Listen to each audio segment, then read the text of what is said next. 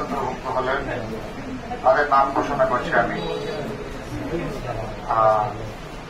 আসলে রানা অনেক পরিশ্রমী, রানার উদ্যোগেই আসলে হচ্ছে।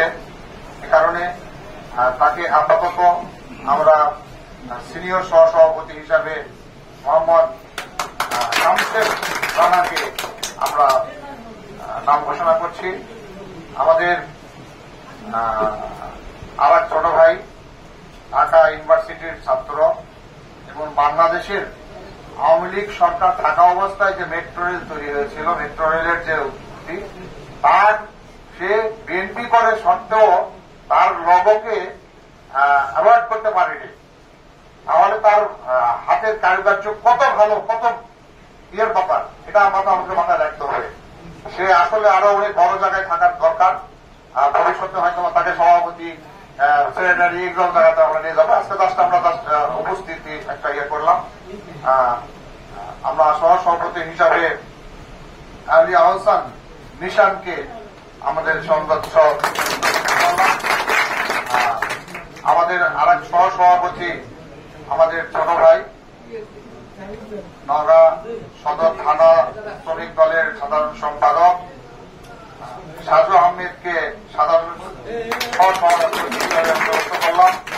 সাধারণ সম্পাদক হিসাবে এই কমিটিতে অন্তর্ভুক্ত হলেন। মিজানুর রহমান অপু ভাইকে সহ সাংগঠনিক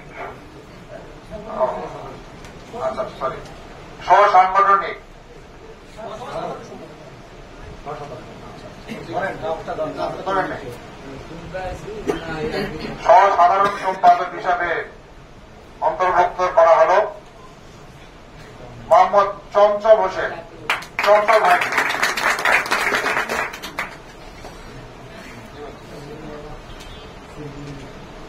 সাংগঠনিক সম্পাদক হিসাবে এই সংগঠনের নাম অন্তর্ভুক্ত করা হলেন উনি হচ্ছেন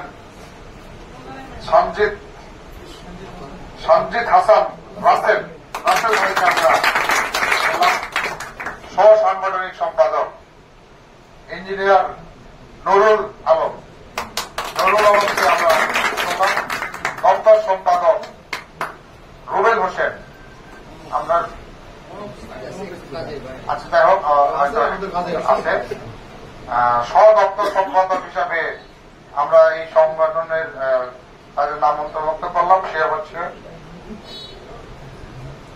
বাপ্পি হোসেন, মোহাম্মদ বাপ্পি হোসেন। বাপ্পি ভাইকে আমরা প্রচার সম্পাদক হিসাবে মোহাম্মদ ইস্তিয়াক হোসেনকে আমরা